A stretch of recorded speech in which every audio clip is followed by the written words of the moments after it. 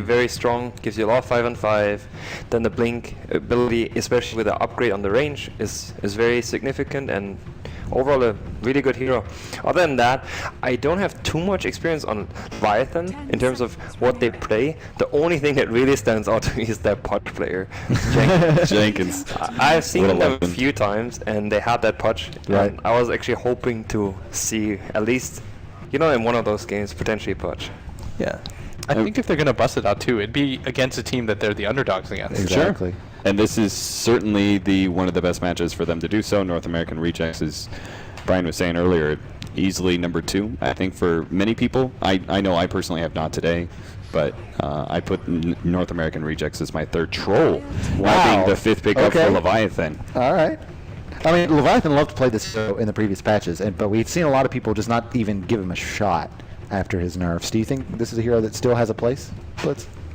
I think that the hero's still okay, but he really did get nerfed pretty heavily, and against heroes like the Gyrocopter, where Gyro doesn't really rely on right clicks to do damage, right? It's the Rocket Barrage, and if you don't have a BKB on Troll early, that thing will destroy you. And then the Clockwork as well is just such a good hero against him. The Puck and the Line as well. Like I just think that pre-BKB, there's too much that they have to get through, and he has to have a monster game. Like, they have to get Roshans early to protect him so he doesn't have to go to the BKB so quickly.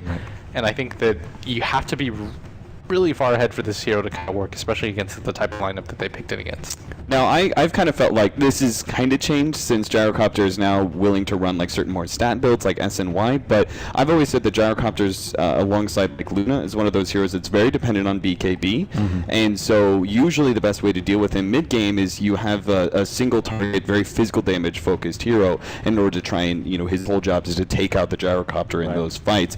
Obviously you need a BKB or some sort of massive disable in order to prevent that rocket barrage damage, but do you think that Troll at least fulfills that role, or do you think there's better ways to deal with Gyrocopter? I just don't know if there's a good way when I see this lineup for them to get on top, right, honey? Like, if you take a look at this lineup, it kind of feels like Troll's going to some difficulties at getting on top of Gyrocopter and just like hitting him with. I mean, to me, the thing that stands out with a Troll pick, generally, of course, with the previous patch, you can first pick Troll, and he will do his job. But the way I like to look at Troll is just what heroes do benefit with Troll.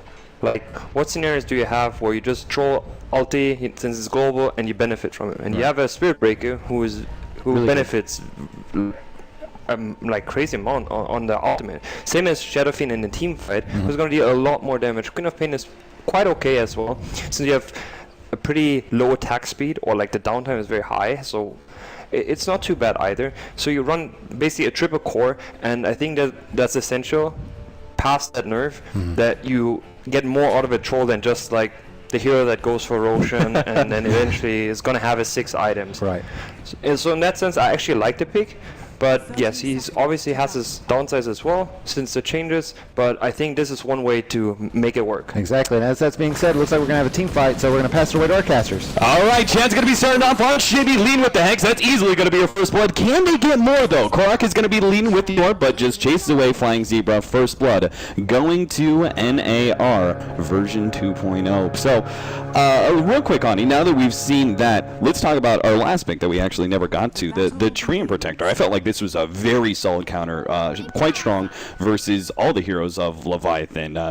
Any disable, particularly a long duration disable, is going to be excellent versus the 2 melee cores. Troll, or sorry, the support Spirit Breaker, I suppose, is also going to be a nice counter. You've got interruption against the Witch Doctor, even if he does get a BKB. You've got the Entangle there, and then decently solid versus Quap, and well, definitely good versus Quap, but pretty solid versus the Shadow Fiend as well. I agree. I think Tree was one of those heroes that you actually seen quite early in terms of pick momentum. When you seen the Troll, it was a common pick to even follow up, even in the early phase of the picks, right? Where you just counter the Troll with a trend. And I think the armor here is actually essentially very strong against this type of lineup. Oh, Nusha may have just overstayed his welcome, as it looks like he's going to be going down here. A couple more right clicks. The tankiest hero in the game. Nobody else would have survived that, but a Spirit Breaker just manages to get out with 30 HP. Plus, that slight nerf to the Rocket Barrage as well. Particularly that nerf most affects your level 1 Rocket Barrage. I believe it's 4 damage less than the previous version, so that definitely played a large factor in, but manages to get away. Also draws a lot of attention to himself. This is going to buy the Queen of Pain some levels, right? Definitely. I mean, that was such a close call, right? The Rocket Barrage with the old pre-nerf would have definitely killed him. Yeah, absolutely. So you can see how it does have its effect in the early game, but so far, in terms of laning, you have a dual lane top with the Queen of Pain as well as the Spirit Breaker to pretty much you keep the three heroes of NAR on that safe lane. Right. Which results into having a middle matchup in a one-on-one, right? It's really important for Shadow Fiend in a PoC matchup. If anyone rotates onto that lane, it's going to be really hard for SF to not feed, right? You're right. And I think that it's too bad of a call. I like dual lanes. Generally, I think it's not too bad to do, but obviously you can't always do it. But in this scenario, it's a pretty good call to do that. They double rotate over to that top rune. Now, they are going to pick up the battle rune on the Queen of Pain. A little bit surprised. I thought they'd actually give it to the Spirit Breaker just to get that faster level 2. You know, Queen of Pain already has her 2. But the outcome of them being able to miss out on the kill, the wave pushes forward. They get some free experience there. They also have the Treant Protector who went for Leech Seed at level 1, and I believe is now about to hit his level 2. So, you know, that living armor is going to be coming up, at least now, but the first 2 minutes of the game, no living armor to be able to help out those other solos. I mean, the thing is, right now they're not really in danger, right, of any rotation, so having that living armor obviously is going to help out zoning. The PoC right now in the mid lane, he might actually... Oh yeah, he makes the jump forward. Korak able to secure the first kill there in that middle lane against Shibi. Great play there, and very important in a one-on-one where you force yourself into a dual off-lane, your mid lane has to succeed. It's a very essential part, just because if PoC gets a early 6, he can roam, he can move around. Right. As well as he can set up middle very, very easy. And that's a common thing to do. Once PoC hits the 6, a person will rotate and is going to set up that kill. Now, the SF now down in souls, do you think it's necessary, as we see here, for Spirit Breaker to rotate into the middle and put pressure on Korak? There's no way Nushim fully makes the commitment, but does he need to kind of keep a constant presence now that the SF has essentially lost his lane for the first 4 minutes? I mean, one key factor for an SF middle, right, is once you hit level 5, you can pretty much just nuke out the waves. Right. And then you just go into the jungle, you stack, go back, nuke again, and you move back to the jungle, right? So essentially taking Shadow Fiend off farm on the Radiant side is very hard, because he usually can move back towards stacks if he feels not safe on the lane. And in terms of rotation of the Spirit Breaker here, was it essential that he moves there? I felt like it didn't really do anything, because he can pressure PoC. Like, there's no way a charge can go through at all. Right. Man, the Clockwork has actually gotten quite the number of levels there in that bottom lane, being level 5 now. MSS, pretty good job against that dual lane. Of course, the one advantage of a troll, right, you're able to leave him alone in lane. Clockwork is a bit more dangerous simply because he's got the levels, and with that maxed out battery assault, he might be able to go for the kill, but troll is by far one of the better cores to leave alone in the lane, right? So the Lion can now sit in the, or sorry, the Witch Doctor rather, can just sit in that middle lane if necessary and prevent the PoC from being able to dive onto the SF once he's hit that level 6. Very true, and as we can see, the troll being left alone on the bottom lane against Clock, I feel like it's bottom lane. Yeah, Shredder might be going down here. MSS with that maxed out battery soul trying to get it, but the extra bit of movement speed, Shredder still being hit, and a right click comes out. MSS barely able to secure it, but now he's just won his lane as well. Middle lane already a detriment. Now that bottom lane, MSS is about to pick up his level 6. He can stay in lane if he wants to, or he can rotate around and shut down the SF even further. There's a wide range of possibilities now for Narvi, and Leviathan are kind of left with just this dual lane that's doing okay, not really that good. And this is basically a dream scenario for a Clock.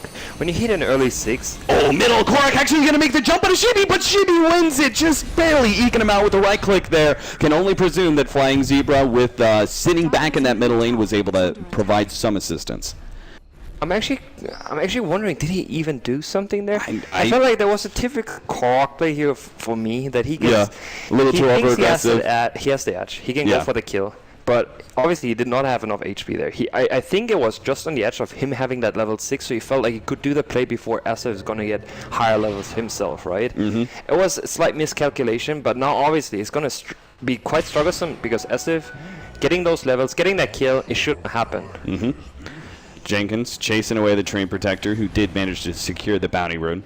At least keeping it away from the puck for the time being. The SF, as you were talking about earlier, just doing that kind of rinse and repeat now, full-time jungling. I'm presuming the Witch Doctor, yeah, easy 3 or 4 stack for Shibi to be able to get a serious recovery back in the middle lane. I mean, he already kind of had it. Oh, is that a snipe out there? No, I don't think...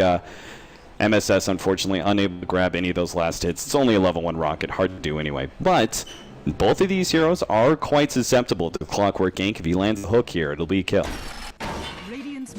Korok looping around. No, they're going to make the jump on a flying zebra here with the orb over the top. That's an easy pickoff. Nice cast to bounce around. MSS might take some good amount of nuke damage. Double raises go out, and he is being charged, but the living armor is coming into play. Can Nusham actually do the damage necessary? Battery Assault takes him back. They do get the poison on MSS. Now turning to go for Korok at the same time. MSS with a beautiful cog block, and NAR managed to seemingly get away here. So Train Protector with the invis does manage to sneak out. Attempted raises go out, but that range of the invisibility is just so great. Managing to jump from that one cluster of trees farther down manages to keep him alive and away from Leviathan's grasp. Unfortunately, by Leviathan, I felt like if they were committing for the right target, which in my eyes was the Clockwork, because getting a puck in this scenario is very difficult, right? And if they actually all went for the Clockwork, I felt like with a lockdown, the Spirit Break at that point provided, they could have potentially gotten the Clockwork. And Clockwork at this point is level 6. Yeah, I mean, he did so well in his lane that he would have been a high value kill, yes, right? Definitely, and I think it would have been the right play there to go for the Clockwork instead of trying to get the target that will most likely not happen, right? Yep. So, pretty standard Leviathan doing a lot of stacking here as they have both a Troll and an SF. Both of those heroes get a lot of value out of being able to do their jungles. So, nice little triple or quad stack there in the hard camp for Troll maybe to take, or maybe even the SF. Troll sitting on just the phase boots and a little bit of lifesteal there through the Morbid Mask, while Sheep has his treads. Aquila, wand, not much else besides that. I think overall the lane distribution right now is quite good for Leviathan. If the Witch Doctor would sit instead on the middle lane to just like soak some of the experience, even if he gets hookshot, it's not that big of a deal. But you will get the essential experience right now.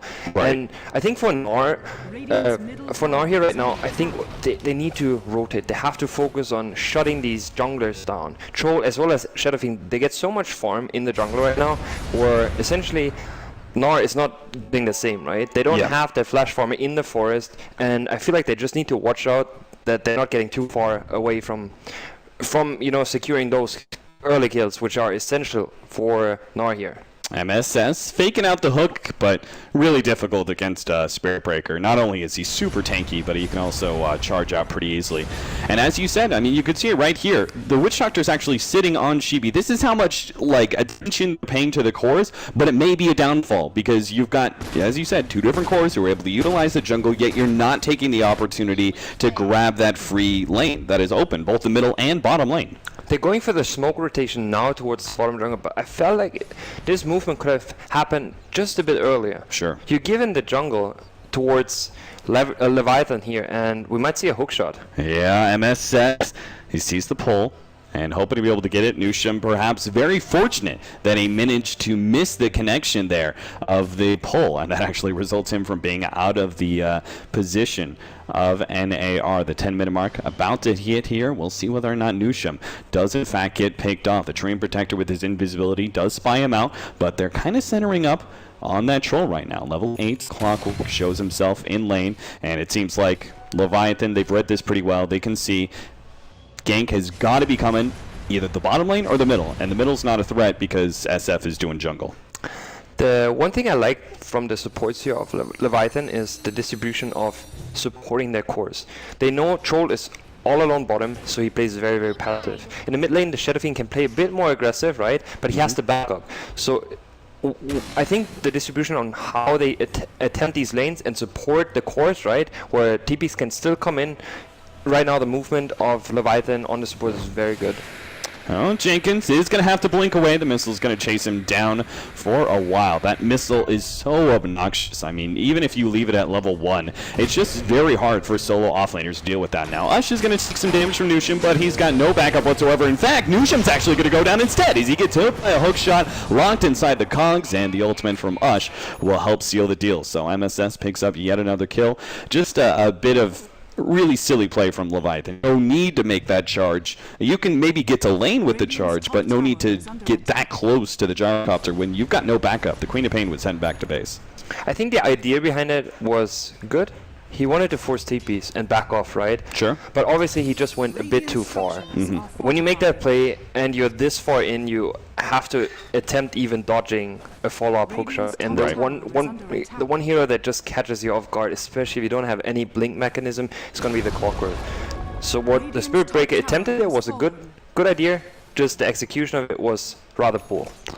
Tier 1 tower going down in the top lane. Not much Nusham can really do about that one. He really needs to get his level 6, so good opportunity for him to sit in lane, and perhaps our Queen of Pain, she's low right now, but maybe headed back to base and eventually showing her face. She's been kind of AFK at that top lane for a while, making sure to get those levels, kind of make up, right? You can't have an off-lane Queen of Pain and expect her to be nearly as impactful at the 10-15 minute mark as a mid-lane Queen of Pain, solely because you're going to be down in levels. For sure.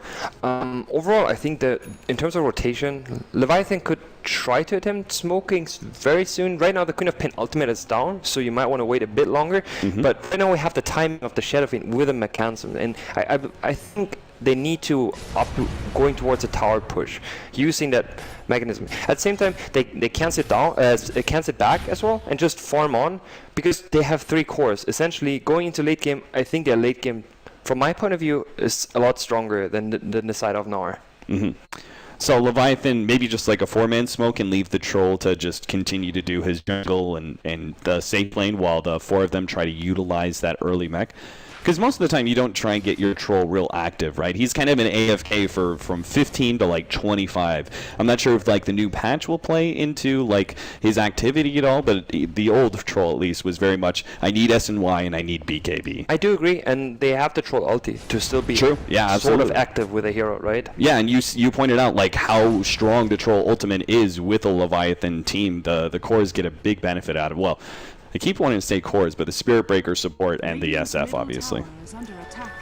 I mean, one crucial factor right now for Leviathan here is the level of Spirit Breaker. I feel like you essentially need the level 6, and I do not believe he is level 6 yet, which is very essential to their team fight. Yeah, he just picked up his level 6, so they're ready to fight maybe now, but they've already lost 2 towers, and NAR are actually going to make a full-on rotation into the enemy jungle, see if they can catch somebody out, or at least kind of starve out Leviathan. They know the jungle is a very popular place for Leviathan to be farming up. With an SF and troll, it's obviously going to be utilized quite heavily. So even if you don't manage to catch somebody, at least you're taking that from away. Shredder, though, with the right idea, rotating to the opposite side of the map.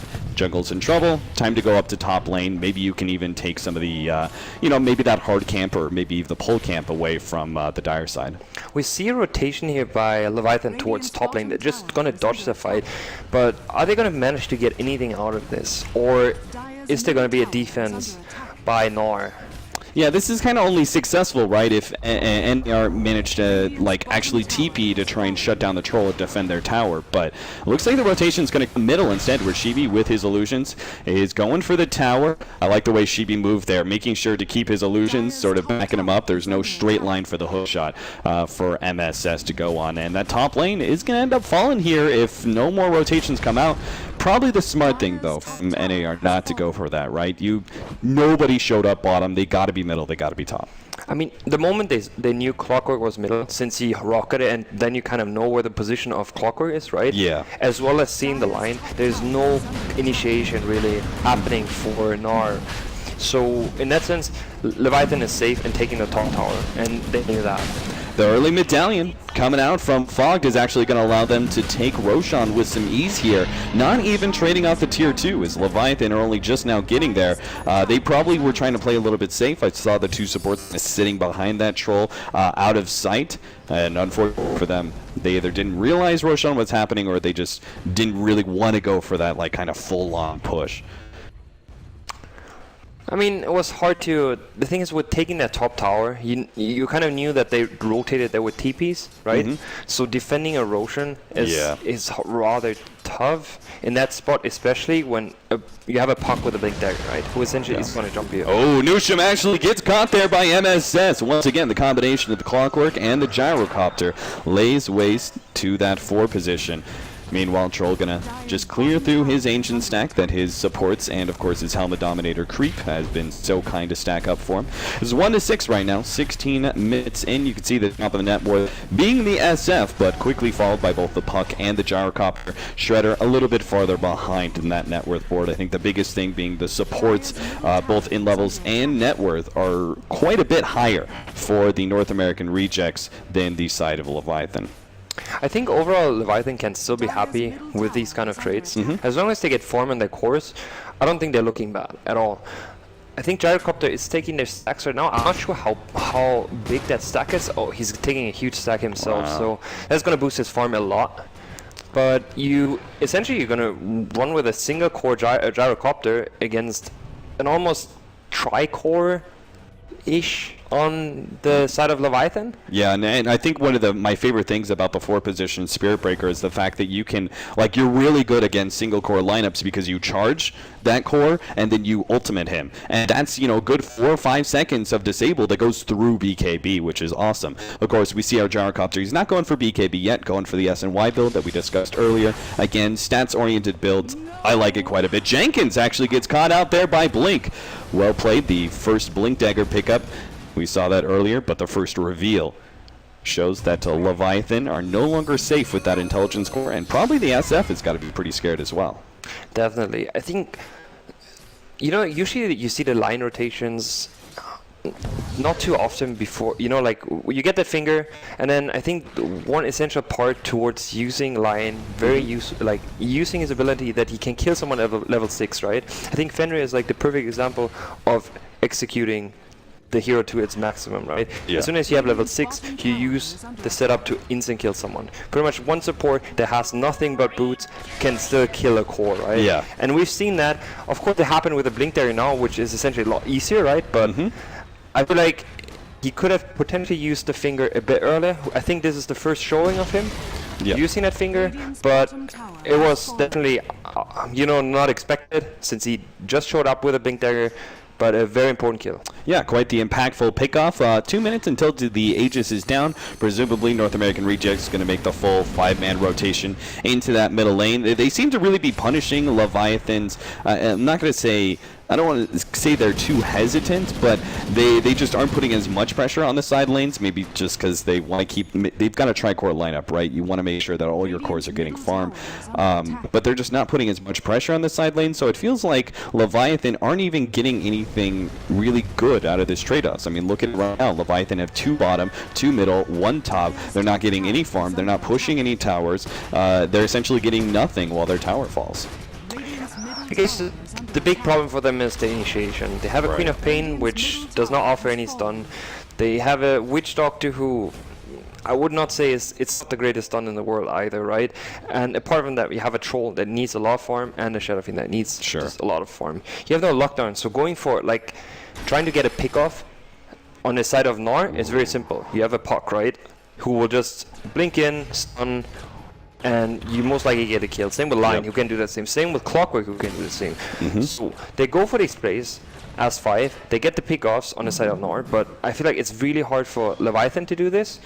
And I feel like they need to work a bit more on the split pushing factor to force them back, right? Right now they're just giving up all these outer towers, and essentially NAR is just moving away. Like, it's too much gold you're giving away. Yeah, this is pretty interesting stat. Bleak and Fogged averaging 28.9% of the total team gold since DAC, second highest in the U.S. region. it's funny because I've always felt like NAR, maybe this is just a change up in style a bit, but I've felt like they give a lot of room to Ush and Korok, right? Ush and Korok being the two that get so much net worth percentage out of their team. And then like MSS, Fogged, and Bleak all go for like a little bit just space creation in many ways. I feel like MSS's Clockwork is probably one of the ideal pickups for them in that regard. It's definitely a space creating hero. Very true. And I like this comparison towards, the previous game. It's like the third game now we have a Clockwork in the game, and it seems like in all these games, Clockwork has been such a big issue just because he got way too early, like these levels. And I feel like you just have to look, you see that Clockwork, and you have to kind of learn like how is he that effective, and essentially it comes down to that he just gets too much room. You don't punish him, you don't give him like a hard time on that lane, and it seems to be very hard for Leviathan to stop the Clockwork and stop the momentum by getting those towers. I mean, really all he needs is levels, right? And he can kind of get that through cog blocking, right? He sits there, body blocks the creeps, uses the cogs to keep some of them in, and the wave will inevitably push towards his tower, and he gets a decent amount of experience out of that. What are some of the better ways to deal with a Clockwork, do you think, in the laning phase? Just one full dedicated support, then make sure that he has to do cog blocking in order to get anything? Or do you try and make rotations around, like do the whole wrap around the Dire Tower and catch him out and gank him? What's the best play? I think one way obviously is you try to give him as little as possible in start, and then you do the move around, right? You pressure the lane and you just essentially kill him under the tower. Right. He's going to get something eventually. Yeah, or you zone him from the tower, right? Okay, yeah. Where you move in. The other way is that I feel you can use counterplay to whatever the offlaner does, right? If the offlaner decides to do the Clockwork, which he can to get experience, then you can pull yourself potentially your way. If you just pull it as well, you see the block coming. Obviously, it's going to be a big push coming at one point off the Clockwork, since he can't call for like the entire time, right? Right, exactly. But you can for sure deny his experience. When he blocks, you pull, your supports are going to get experience. If you have a lane ward, you know where Clockwork is, most likely. Charge coming in. Bleak actually managed to turn around, gets the Hex. Now Bleak is still getting out through that Queen of Pain ultimate. Meanwhile, you see on the left-hand side, Shredder and Nushu locking down Ush. They're trying to deal with that one position, but with a good interception from MSS, the Cogs make sure those two cores are trapped, but the ultimate comes out. Ush ends up falling. NAR just a little bit too split up. Korok leads with an ultimate there. Nor to lock down Flying Zebra, but doesn't have the damage to finish him off. Needs to provide an escape. Jenkins actually jumping in for this one, but will not be able to have enough mana to slow anybody else down. The rest of North American rejects managed to get out, but a big win there for Leviathan, losing the Spirit Breaker, but most importantly killing that the Gyrocopter. Ush going down was a huge swing in net worth for them.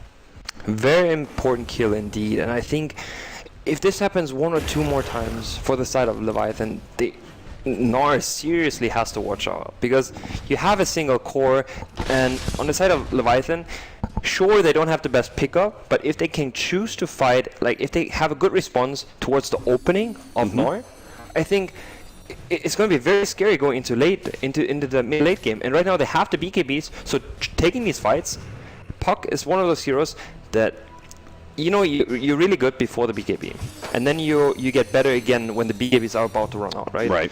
But in the phase where you fight against 8, 9, 10 second BKBs, you are essentially quite weak. If the fight starts and you get the BKB off and Puck is just inside, like he can't be the initiator anymore. It has to be a Clockwork, and if Gyrocopter is your only damage dealer at that point, it's really hard to take these fights on the side of NAR. Yeah. So in which case, because of the fact that NAR, they're still very much ahead in net worth and everything else, but they can't afford to lose too many fights. You just wait out Roshan at this point, right? Go for the Roshan fight, get Aegis, and at that point, like if you lose a fight with Aegis, you've done something wrong. Flying Zebra gonna go down nice and quick as Korok's able to take him out solo. The charge misses there. He's able to phase shift and blink himself away. What do you think about this build? The Necronomicon pickup from Korok allows them some extra uphill pushing, obviously quite good in conjunction with the coil. It's not unheard of. Oh, MSS actually managed to lock down Chibi. Now he does have a BKB. Pops it, lets loose the ultimate, but MSS, the clever little guy, has got himself a Force Staff, able to get out of range nice and quick. Noosh, that was close. MSS almost there with the Battery Assault, and Bleak almost there with the Hex, but Newsham does manage to get out. Going back to your point, the book 3 on Puck is very is actually a very old school build. Yeah. I think the first time I've seen this was probably Vigas playing the puck, who used to always get book 3 on Queen of Pain or puck. Like, it was very standard. I think book kind of fades off. I think it is actually quite strong if you can get it in a decent time. Sure. It gives you good momentum, push momentum, as well as you can deny wards, which I think it's part of the essentials for book 3. But Right. if you get a book 3 and you can deny the entire vision, because you're in a lead, right? You don't have to go for that gem, which is more of a risky thing, right? You lose your gem, the opponent team gets the gem, they can deny all the wards from you. So I like it in a way. It makes the hero also more tanky. And from the book 3, what I like to do is you rotate into a more of a carry-ish role, where you get some damage. And it says, ooh, unfortunate there. He actually gets a force staff out, push back inside of his cogs by Nusham. Hook shot away to the side where Ush is sitting there. Nicely played. And he manages to get himself out of a very sticky situation now. They can't really fight. They've got 2 members that aren't even on this side of the map, so MSS and the rest of the gang are probably going to back up here. But Leviathan not finding the pickoff they were really searching for. I mean, Clockwork by himself isn't the most ideal pickoff with the smoke, but they couldn't even get that much. It's a very hard pickup as well. You face a force staff, you face a hook shot, getting that kill, especially sitting on 1600 HP, it's going to be very hard. And you don't have a line on your side. I guess one thing to mention here is that NAR has a line initiation, and I think that's one of those key factors. You need to dagger jump at that point. If you get a core off a Hex and into a kill, right, which can easily happen, it kind of sets them into winning that fight. Whereas right now they have Jenkins! He's been caught here by the coil. The silence, they quickly clean him up with a support of Ush. Nusham also going to be going down here as he was the second man inside that coil. MSS looking for more here. Reveals Flying Zebra, but unable to really keep on him. Clockwork is farmed. Yes, he is. He's sitting right there in the number 5 position of net worth. He almost finishes his items here. At that point, the thing is, usually with the Clockwork, the hero in itself is so good, right? But you often just don't get the items because he's not the best farmer. Yeah, you're an initiator, you're usually going to die in the fight. It's a trade-off, right? But when you manage to get those items, the hero gets very, very efficient. And you know what, even, like, it deserves that early pickup of the hero. But obviously, if your game does not go that well, you might end up not doing, not doing that much. Of course, you have a sort of BKB disable with that hook shot, but other than that, and you can cog a bit, but it's often not the greatest first 2 picks. But if you have these kind of games, right, where Clock can excel in the early game and he gets this momentum, the hero is so worth it. But you just have to punish that. There's downsides to getting a Clock, and you just have to figure out what's the right way to work around that hero. And so far, none of the teams can handle this Clockwork, and he seems to be the driving factor in these kind of fighting. Ush going to pop the ultimate here. Now Jenkins actually runs in and ends up getting caught by Bleak with the quick blink in and Hex. Again, this poor intelligence core is stuck in such a bad position. A blind hook out there ends up missing. And MSS, is he actually going to throw the rocket here? Another 1 second. And it looks like he will be able to get out. A bit unfortunate. MSS just naturally assumed, oh, he's got a TP, but didn't take into factor that the cooldown was actually down. I mean, he tried to attempt that hook shot, right? Yeah. He went for it. He couldn't get that kill, and then he assumed the hero was out. He still had his smoke on him, so if he moved up there to actually check it, right, he could have potentially figured out that the hero is still there, given that he still had that smoke. Oh, Korak. Phase shift to dodge and gets to silence coil as well, holding him in, leaves the Necronomicon minions there as he gets the hell out of dodge. And the 3 members there of Leviathan unable to get a kill on Korak as he is such a slippery little devil, and of course with that amount of tension in that bottom lane, he's able to make sure that Ush is able to take that tier 2 in the top lane, and Ush actually going to keep on going at least a little bit of poke uphill just to draw some attention from Leviathan as now Korak goes for the push at bottom. And I guess essentially it shows to me the Queen of Pain pick here by Leviathan feels a bit weak. They don't have a lockdown. They have nothing to really, shut down any of these heroes. They always have to just counter initiate, which is, essentially the weakness for this kind of strat. If he, for example, would have had the Spirit Breaker just as an offlaner, he would just have Spirit Breaker as an offlaner. Essentially, he gets farmed, right? And you have a different support. Maybe a Disruptor, if Lion was still in the pool, something like that, you know, like... Yeah.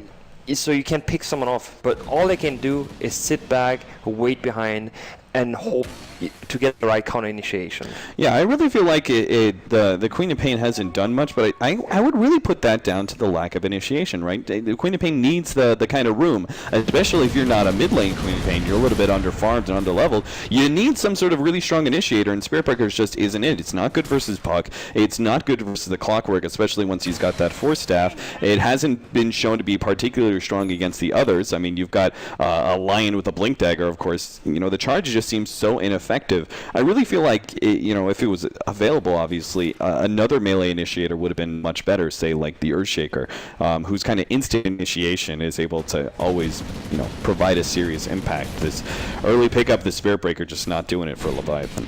Yeah, Shaker gives you the instant stun. Very good. I think other heroes could be Disruptor, Rubik, something that's good against the Clockwork, right? Yep. You have the Lift, which works really well against the Clockwork. But... yeah, they just dropped it. They can't deal, right? They can't deal with a Clockwork or anyone on this side at all. Jesus, look at this. North American rejects are pushing just so aggressively into the base. Ush is just in there. I'm hitting your tower, and you gotta come deal with me eventually. And the rest of the team is just waiting to make that counter initiation now. The Aghanim Scepter only just now being picked up by the Queen of Pain 31 minutes in. You can spam it out, but I don't think Ush would really care. I mean, he's got enough stats. He can tank that ultimate and still feel pretty comfortable. And obviously, he's still got that Aegis in hand. Waiting to be blown here. Tier 3 tower. Oh, jump in. Jenkins actually going to be caught inside the cogs. They leap in and manage to get Scythe of Vice from Korok there.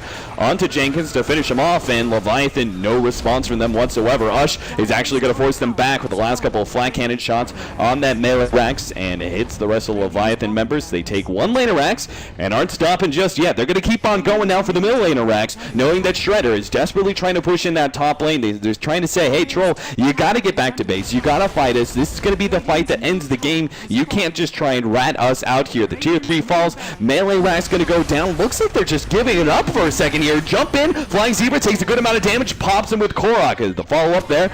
Chad just takes a small amount of damage, but nothing major. Meanwhile, Shredder's working on that tier 3 tower, but it seems like 2 lanes of Rax are going to go down, and Shredder won't even get a single Rax out of that. The TP's back are going to force him away. Oh, MSS, a little bit unfortunate there. The creeps get in his way.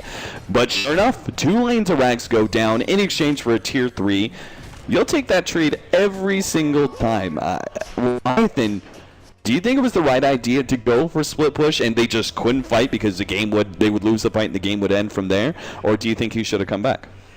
I mean, giving up Rax to not get another Rax trade is always a bad trade. But looking at the potential defense that Leviathan can put up here, there is none. Yeah. They can't kill anyone. So maybe there wasn't a better option than just trying to go for the split push, right? They went for the split push, but it just shows the weakness of this kind of draft, right? Yeah. You can't just go for Ush, who is sitting in front, pretty much in front of everyone, to just tank up, and since he has an Aegis, it doesn't really matter, right? But you can also not burst him, so you don't just take the Aegis and then, you take the fight afterwards. Yeah. Time for those desperation smokes. If only they had the MKB, they'd probably feel comfortable contesting. But the butterfly from Ush is just so strong. They need the MKB desperately now. Ush is going to be targeted here. They're going to try and blow him up. MSS to intercept, but it's still the gyrocopter ends up falling to the ultimate. MSS may also go down. The tick, tick, tick, and there it is. Jenkins cleans it up with a scream. 2 go down from the side of North American Rejects, and it seems like the desperation smoke from Leviathan does give them something to hold on to in this first game. And I think NAR can't just blindly do whatever they feel like doing because they think the game is over. They still have to watch out. Jenkins gonna be caught here by the Korok, quickly cleaned up by Korok. Man, those Necronomicon minions just so damn strong against any of those intelligence heroes. The supports, it's so fun just to be able to jump in, coil, drop the Necronomicon. Half the time, Korok can just get the hell out of there and let the Necronomicon minions do their work. And it seems like he is about to finish his Aghanim's unless he goes for that Scotty route. I was mentioning earlier where I think book 3 often scales quite well going into a more, that physical damage route where you can get a Scotty into like an MKB or whatever. he could choose to just get the Ganem since they're so far ahead and it doesn't really matter too much. It's obviously really good against the BKBs, right? You control a troll, and that's a core pickup. Crouching Tiger, Hidden Fairy Dragon. Korak manages to snipe out the courier. And, well, we'll see. Yep, there it is. He just bought the Aghanim Scepter. So now the BKBs are going to be a lot more useless for Leviathan as that snapback. I mean, they just have to sit in the coil. They can't afford to have BKB activated, snap the coil, and lose 5 seconds of their magic immunity being stunned up like that. Very true, and that's very dangerous against the gyrocopter as well. Let's say you get a coil on the 2 carries. Obviously, in most scenarios, that would be quite bad, right? Sure. But if it would happen, gyrocopter has an easy time to just sit there and flak cannon. Throw down, call down to slow him down, flat cannon them all down. It's a free time for a gyrocopter. And once he just with that coil. has so much damage already. He's working on an MKB right now, Yep. unless it's a crit, but I do believe it's going to be the MKB against Troll, right? And once he has that, this kind of combination in a team fight is very crucial. You don't live through it. And we're just talking about the cores. We've got an Aghanim Scepter picked up by the Terrain Protectors, so those Ice in the Forest are going to start being spammed out. And then our other support, Bleak, also known as Chad. Apparently he wanted to change his name. He's also going to go for an Aghanim Scepter, so that 20-second cooldown going to be available soon. Korak is going to be charged. Oh, unfortunate link forward there that ends up getting him almost instant hit by the Spirit Breaker. Quick pick off there from Leviathan, but they got to head back to base where the creeps are pushing in and threatening those tier 4s. And the funny part is that gank attempt wouldn't even have worked if he had just a tiny bit of chance to see it coming. Yeah. But he jumped into the charge. It was very unfortunate there. If he went into the woods and would have TP'd out, or he would have just seen them coming, the entire gank would not have worked whatsoever. Yeah. All right, well, time for North American Rejects to take that third Roshan. So this will be Aegis and Cheese, plus a finish up the MKB from the Gyrocopter. Leviathan have no idea what's going on. They are going to try and make a movement over to the Roshan pit, but it seems like it's just going to be too late. The smoke will get them there close, but there goes the Aegis, picked up by the Gyrocopter. Cheese also going to be grabbed. Dust actually going off there. It was kind of interesting. Leviathan must have made a misclick there. So I can't imagine. I don't think any of their smokes broke, so I don't think they would have thought the gyrocopter, the tree was near. Yeah, I don't know what happened there, but they were too late. I think they could have considered trying to take that fight just because they know a puck is he's down, right? Sure. He can buy back, but then you force a buyback. Taking a 4-4 at that point to potentially drop an Aegis, if you can, would be great. Because NAR is just going to do the same thing they did to middle and bottom lane. They will just push the lane together as 5 and just sit behind the gyrocopter. He's managed to finish his MKB now as well, so defending high ground is going to be almost impossible. Yeah, and that Shiva's pickup from MSS is also going to be very hard to deal with as well. These guys are just going to get too tanky. So North American Rejects, they're just going to go for that last push, it seems, as the rest of them are beginning to group up in the top lane. Same thing as we saw before. Ush on the front lines with the Aegis saying, come and get me if you want. I've got that extra life. Leviathan this time around, though, have to defend. They can't afford to be letting mega creeps go down at 38 minutes in. So what's the play here from Leviathan? What is their initiation? Does Nusham try and find some sort of awkward situation to charge in, maybe from the right or left-hand side? I think what they have to do is potentially, you start with the Queen of Pain, lowering you have to kind of low more than just the Gyrocopter, but getting him low so they don't actually have to use that much, right? It would be the play, but it's very difficult at this point. Yeah. North American Rejects, I mean, they know it's down. Zebra is actually going to be caught here. MSS quickly forced out as the Troll and Jenkins are coming in from the right-hand side, trying to go for the tree. Beautiful ultimate there, locking in those BKB cores. Jenkins is going to die on the right-hand side. Finger of death to blow him up. The tree goes down in return. Ush is dropping quite low, but again, that is the Aegis. Sight Device comes in to save him. Finally, Ush does go down. Ultimate, no! Interrupted there. MSS locks down Shimmy. Round 2, though, and MSS takes a full amount of damage. Ends up going down. Can they deal with Korak, though? The ultimate going down is chasing away both him and Korak Ush. They both get away. But it is a one fight for Leviathan. They managed to find the entry on the right-hand side that kind of got them the advantage that they needed. It would seem like a very broken and disjointed fight for North American Rejects and wasn't the clean sort of setup that they were looking for. What happened there was the Witch Doctor, the bounce of the stunt, Yep. went onto the line that just wanted to jump in. So it was very no. unfortunate. Yeah. He wanted to stun finger the core, but he did not manage to do that, right? And then what happened is he went in, and pretty much everyone focused on getting, I think it was it the Queen of Pain or the Spirit Breaker? I think it was the Spirit Breaker. Everyone like kind of shifted. Yeah, the fight. Queen of Pain just blew up from the Finger of Death, so they all focused on him. And it split the fight into two scenarios, right? Yeah. Which ended up being very good for Leviathan there, just because the puck coil went down as the gyrocopter died. So Yeah. the damage that would have been there when the coil was still, active, would have been great. But Yeah. unfortunately, gyrocopter just went down when the coil went down, so essentially there was no damage. And since you're not forced to move at all because gyrocopter is dead, right? The fight just turns into your advantage. So what's the build here for a Shredder? Flying Zebra probably going to be going for the BKB. But what does our troll go with 3,300 gold? Is Satanic his item? I Satanic would be one for sure. Sure. The other thing I see is that he might has to get something like maybe a Manta plus Dagger. Okay. Splitting up the Sentinel, because you need a tool to remove the tree ulti. Yeah, we saw how effective that was. He popped BKB and then was held there. And I think if they actually manage to jump the gyrocopter and just hit him down, he has enough damage right now. He has an MKB. Troll does not need. He needs one damage source of an item, and all other items can be pretty much utility, right? Right. Movement speed. Double hexes. Jenkins is done for. No way he's getting out. Yeah, and it looks like just a final push on the top lane for NAR Yeah. here. Ooh, 660 gold away from buyback. That's super unfortunate. Jenkins not going to be a hero for this fight, but they're immediately going to jump in. Chad is going to be the first one down as Shredder looks for the other support. Meanwhile, Shibby fights up against Ush, but they do get the overgrowth in, holding in those cores. Ultimate being let loose from Shibby does a decent amount of damage. Shredder's still alive, but he's trying to go for Ush, and he just won't win that fight. And with MSS making the entrance there from the side, they'll catch Shibby as well. 3 go down, a buyback from their troll. So, well, there's our answer in what he invests into, but he's got to make a fight here. And it's going to be 1 versus 2. Essentially, Shredder. Oh, no. He can't even take on Ush. This is going to be the last racks going down. MSS catches him, and sure enough, GG. Good game well played. Leviathan drop game number 1 against North American Rejects. GG indeed, and essentially it came down to that Leviathan had no way of initiation here. They have a Witch Doctor stun. It's a really hard tool to initiate with, right?